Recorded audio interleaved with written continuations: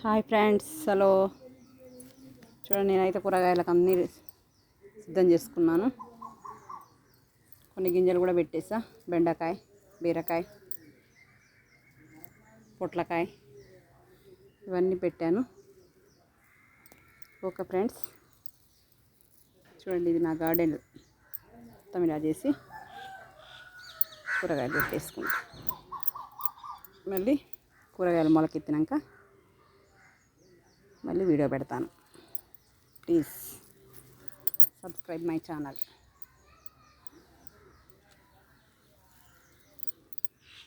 Okay, చూడండి మొత్తం ఎలా చేసుకున్నాను.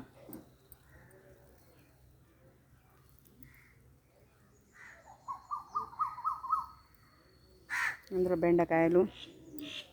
బెండకాయ గింజలు వేసా, కీరా దోసకాయ గింజలు వేసా,